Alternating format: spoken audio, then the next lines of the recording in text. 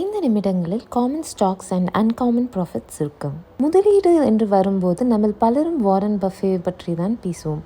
ஆனால் Warren buffet என்னுடைய முதலீடு முறை 85% பெஞ்சமின் கிரஹம் மற்றும் 15% பிலிப் ஃபிஷர் சார்ந்தது என்று கூறியுள்ளார். அந்த 15% மிக முக்கியமானவர் தான் பிலிப் ஃபிஷர். அவர் 1958 எழுதிய இந்த புத்தகம் இன்றும் முதலீட்டாளர்களுக்கு ஒரு பைபிள் போல் விளங்குகிறது. ஸ்கட்டில்பட் முறை, ரகசிய தகவல்களை திரட்டுதல். ஃபிஷர் அறிமுகப்படுத்திய மிக முக்கியமான தொழில்நுட்பம் ஸ்கட்டில்பட். பொதுவாக நாம் ஒரு நிறுவனத்தின் நிதி அறிக்கைகளை, பேலன்ஸ் ஷீட் மட்டுமே பார்ப்போம். ஆனால் ஃபிஷர் என்ன சொல்கிறார் என்றால், அந்த நிறுவனத்தின் வாடிக்கையாளர்கள், முன்னாள் ஊழியர்கள், விநியோகஸ்தர்கள் மற்றும் போட்டி நிறுவனங்களிடம் பேசுங்கள். இந்த நிறுவனத்தின் பலம் என்ன, பலவீனம் என்ன என்று கேளுங்கள். ஒரு டிடெக்டிவ் போல அந்த நிறுவனத்தை பற்றி வெளியே உலவும் உண்மையான கருத்துக்களை திரட்டுவதே இந்த முறை. 15 பாயிண்ட் செக்லிஸ்ட். பிலிப் ஃபிஷர் ஒரு பங்கை வாங்குவதற்கு முன் கவனிக்க வேண்டிய 15 அம்சங்களை கூறியிருக்கார். அதில் முக்கியமான சிலவற்றை இங்கே பார்ப்போம். வருங்கால வளர்ச்சி, growth potential.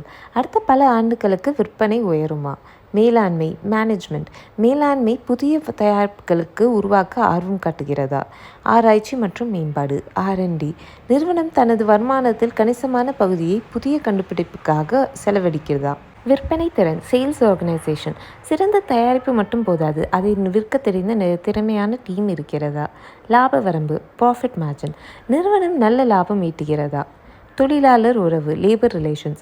ஊழியர்கள் அந்த நிறுவனத்தில் மகிழ்ச்சியாக இருக்கிறார்களா? இது மிக முக்கியம். இல்லையென்றால் வேலை நிறுத்தம் வரலாம்.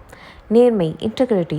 மேலாண்மை முதலீட்டாளர்களுக்கு உண்மையை மறைக்காம பேசுகிறதா? எப்போது வாங்க வேண்டும்? நிறுவனம் ஒரு தற்காலிக சிக்கலில் இருக்கும்போது, உதாரணமாக ஒரு புதிய தயாரிப்பு தோல்வியடைந்தால், ஆனால் அதன் அடிப்படை தரம் மாறாமல் இருந்தால், அதுவே சரியான நேரம். எப்போது விற்க வேண்டும்? ஃபிஷர் விற்கவே வேண்டாம் என்றுதான் சொல்வார். ஆனால் 3 காரணங்களுக்காக விற்கலாம். நீங்கள் எடுத்த முடிவு தவறு என்று தெரிந்தால், நிறுவனத்தின் அடிப்படை தரம் மாறினால், இதைவிட சிறந்த ஒரு அபாரமான வாய்ப்பு கிடைத்தால். முதலீட்டாளர்கள் தவிர்க்க வேண்டிய 5 தவறுகள், டோன்ட்ஸ். பங்குகளின் எண்ணிக்கையை அதிகரிக்காதீர்கள். ஓவர் டைவர்சிஃபிகேஷன் வேண்டாம். லோகோ அல்லது பெயருக்காக பங்குகளை வாங்காதீர்கள். பழைய காலத்து வளர்ச்சியை பார்த்து முதலீடு செய்யாதீர்கள்.